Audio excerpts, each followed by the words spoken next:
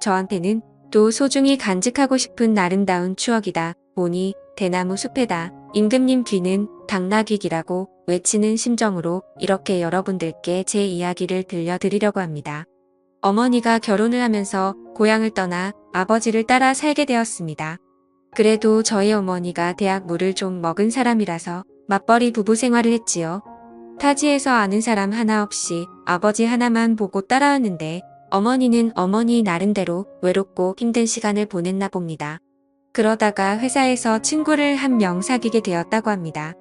나이 차이는 조금 나는 편이기는 했지만 어머니한테는 그 주변 지역에서 말 터놓고 지낼 유일한 사람이었기 때문에 친하게 지내게 되었습니다.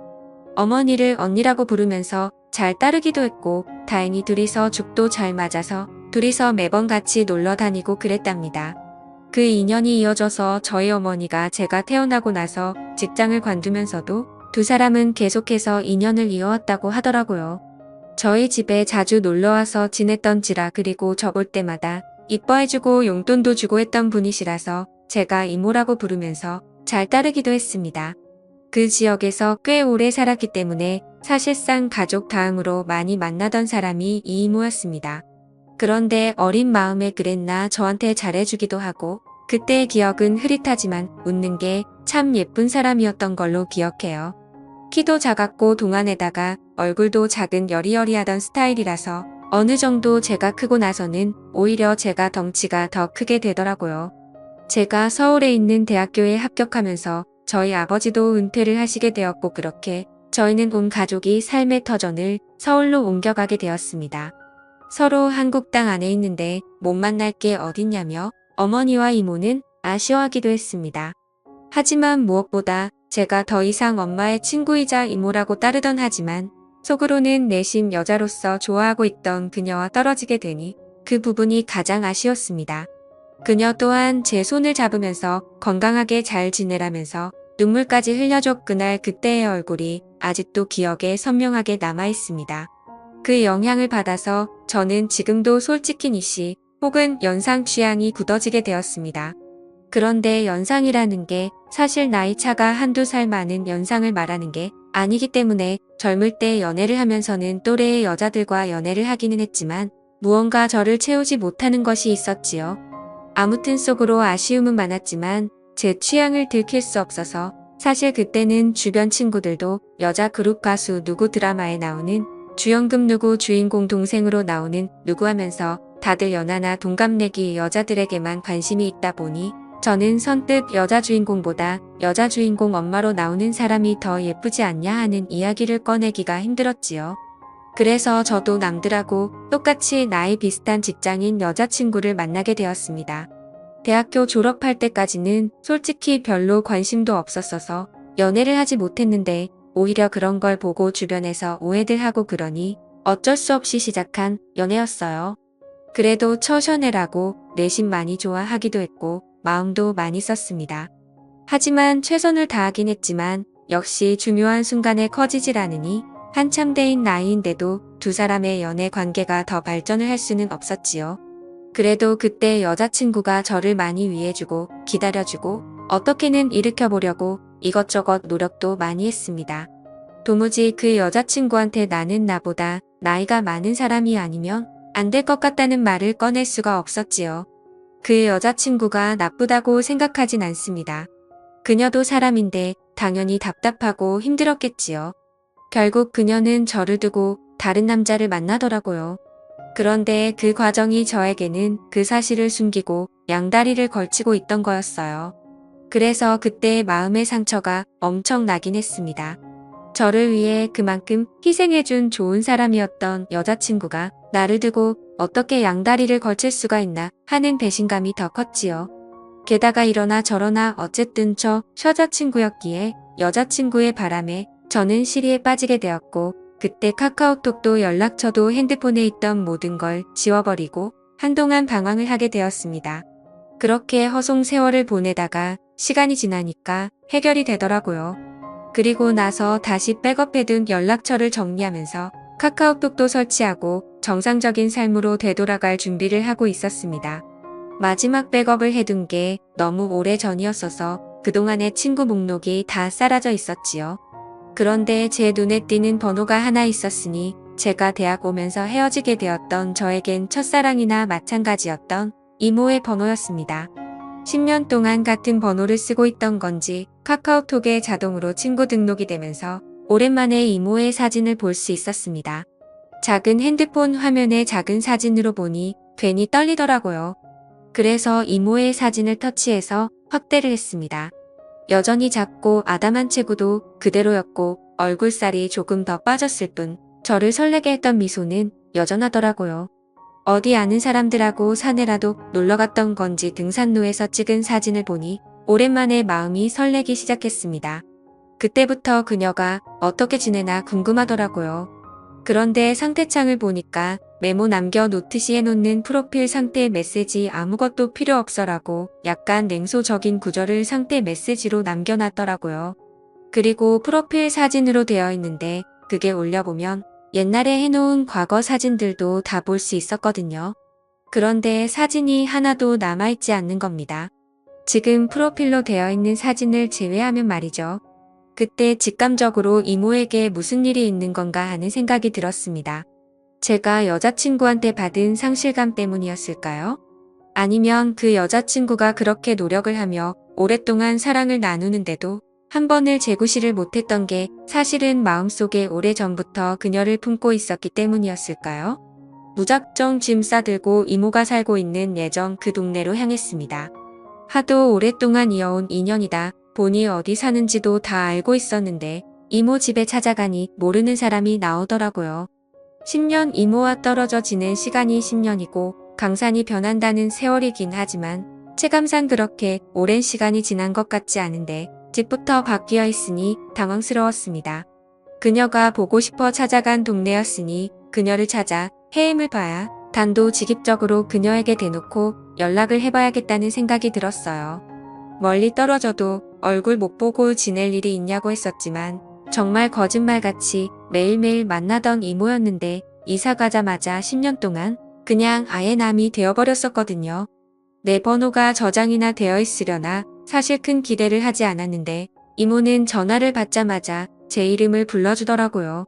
이렇게 반갑게 맞이해줄 거면 왜 지난 10년 동안 모르는 사람처럼 지내왔는지 제가 얼마나 이모를 보고 싶었는지 몰랐나 싶기도 하더라고요.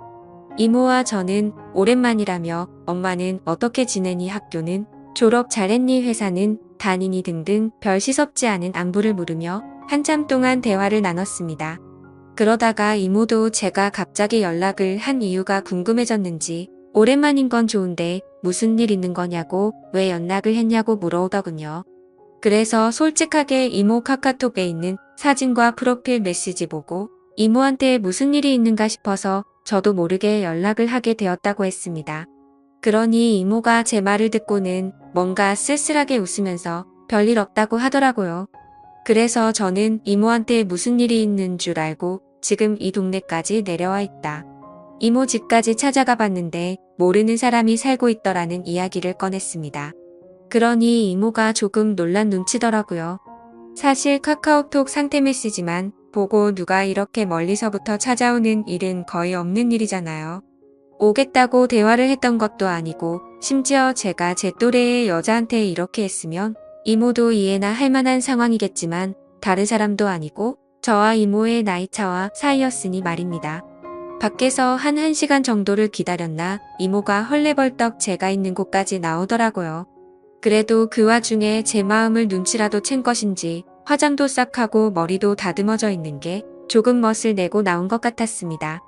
예전에도 이모의 아름다움이 참 좋긴 했는데 사실 회사 출퇴근할 때 하는 정도의 꾸민 모습만 봤지 진짜로 이렇게 마치 애인을 만나듯 꾸미고 나온 이모의 모습은 제 생각보다 훨씬 더 아름다워 보였습니다. 10년의 세월이 무색하게 저를 설레게 만들던 그 여자가 내 눈앞에 있으니 묘한 고향감에 휩싸이기 시작했습니다.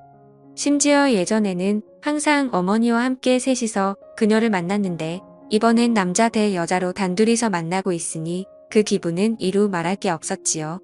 직접 만나니 이모가 아무 일 없이 잘 지내고 있다던 말과는 다르게 이모의 현재 상황을 말해주더라고요. 사실 저희 가족이 서울로 가기 전부터 남편과 불화가 생기기 시작했고 10년이 지난 지금에서야 결국 이혼을 하게 되었다는 겁니다. 그런데 그 과정에서 자식들이고 뭐고 다 대가리 크고 나니까 자기가 회사 다니며 힘들게 키워준 것도 모르고 돈 많은 아버지 따라갔다고 자기는 이제 완전 혼자가 된 거나 마찬가지라며 힘들어하더라고요. 이모가 힘들다고 하는 말에 저도 사실은 이러하다며 현재 제 상황을 설명했습니다. 저 또한 큰 시리에 빠져 있는 상황이라 이모가 보고 싶어 여기까지 내려왔다는 그 명분을 설명하고 있던 것 같았습니다. 그런데 이모는 눈이 휘둥그레지면서 그런 일이 있었는데 왜 여기를 내려온 거냐고 묻더라고요. 그래서 이모에게 커피 말고 같이 술이나 한잔하자고 같이 술 마셔주면 다 이야기를 해주겠다고 말했습니다. 그러니 이모가 눈빛이 조금 바뀌기 시작하면서 일단 저에게 알겠다는 말을 하고 어렸을 때도 자주 가던 동네 경양식점 같은 호프집으로 저를 데리고 갔어요. 여기가 음식도 맛이 좋긴 하지만 일단 옛날식 경양식집이라서 자리도 벽으로 다 칸마다 나누어져 있고 조용히 단둘이 이야기 나누기에는 이곳만큼 좋은 곳이 없었거든요. 그때 저도 솔직히 이모가 조금씩 저에게 마음을 활짝 열고 있다는 생각이 들기도 했습니다. 이모가 저랑 첫 잔을 했더니 벌써 술을 같이 마실 정도로 큰 줄은 몰랐다고 시간이 참 빠르다더니 하면서 두 사람 사이에 묘해지는 분위기를 환기시키려고 애써 노력하는 게 보이더라고요.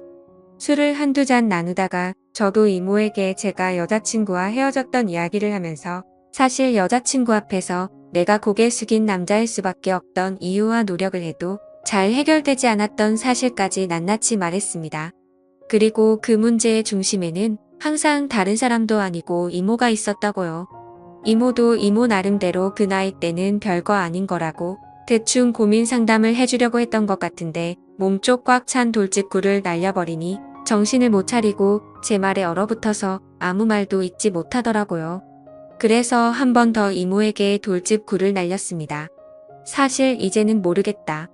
내가 재구실을 못하는 건지 아니면 정말 이모 때문에 그런 건지 한번 알아보고 싶다고요.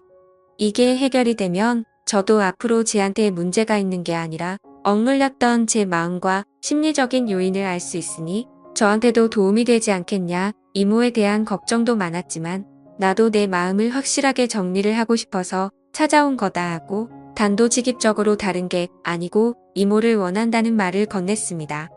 이모는 무슨 말을 그렇게 하냐며 손사래를 치기는 했지만 거절을 하지도 않았고 자리를 떠나지도 않았습니다. 역시인가 술 앞에 장사가 없다더니 결국 이모도 이모 스스로 맨정신으로는 할 수 없겠다는 결론에 도달한 건지 나름 이건 우리가 암묵적인 동의를 하긴 했지만 실수나 마찬가지인 거라고 대의 명분을 만들려던 상황이었지요. 이모는 가족들과 떨어져 나와 혼자 지내고 있으니 집에 혼자서 지내고 있었어요. 집까지 데려다 달라는 이모의 말이 시간이 늦었으니까 자고 가라는 말이 앞으로 일어날 일에 대해서 의심을 넘어 확신이 되어가고 있는 상황이었습니다. 여자친구와 분위기도 많이 만들고 이런저런 시도는 많이 해봤지만 실제로는 단 한 번도 해본 적이 없으니 많이 긴장이 되기도 했습니다만 솔직히 걱정할 게 없었습니다. 이모가 알아서 잘해줄 거라는 생각이 들었거든요. 여자친구와 이런저런 시도를 할 때와는 전혀 달랐습니다. 이미 이모를 부축하고 이모의 집까지 가는 동안 저는 이미 준비가 되어 있었거든요. 저에게 있어서는 오래된 첫사랑이자 제 어머니에게는 둘도 없는 고향 친구 같은 사람이었습니다. 그 오묘하고 복잡한 인간관계 속에서 그 중심에 내가 있다니 오히려 그게 더욱더 저를 설레게 하더군요. 게다가 저는 이미 10년이 아니라 아마 철들었을 때부터 계속 이모를 제 곁에 두고 싶어 했었으니 말입니다. 다음 날 아침이 돼서야 이모는 걱정이 되기 시작했나 봅니다. 실수라고 하기에는 이미 서로가 의도한 대로 되었다는 걸 알고 있기에 후회해도 이미 때는 늦은 상황이었으니 말입니다. 저도 직장인이기에 결국 주말을 보내고 나서 서울로 돌아가야 했습니다만 그녀의 매력에 첨벙 빠지고 말았습니다. 그녀도 은퇴를 한 상황인데 굳이 뭐하러 제가 매주 주말마다 지방까지 내려와야 하는지 싶어서 아예 그녀에게 생활 정리하고 서울로 올라오라고 제안을 했지요. 그녀는 저한테 버림받을까 두려움이 있었는지 주저하더라고요. 그래서 제가 그녀에게 다시 확신을 줬습니다. 당신은 내가 10년이 넘는 세월 만에 겨우 내 것으로 쟁취한 사람이라고, 이제는 절대 놓치지 않을 거라고요. 제가 어머니한테 결혼하고 싶은 여자가 있다 하여 그 자리에 이모를 데리고 나갔을 때 어머니는 뒷목을 잡고 쓰러질 뻔했습니다. 어차피 저는 취직 후에는 집에서 나와 혼자 살고 있었는데 집에서는 허락받지 못한 만남이기에 결국 이모와 둘이 살림을 합쳐서 지내게 되었지요. 언젠가는 부모님도 저와 이 이모의 사이를 인정해 줄 그날이 올 거라고 믿어 의심치 않습니다. 그때까지는 좀 오랜 시간이 걸리겠지만 지금은 최선을 다해서 지금의 만족스러운 삶을 유지해 보려고 합니다. 오늘의 사연은 여기까지네요. 긴 사연 끝까지 들어주셔서 감사합니다.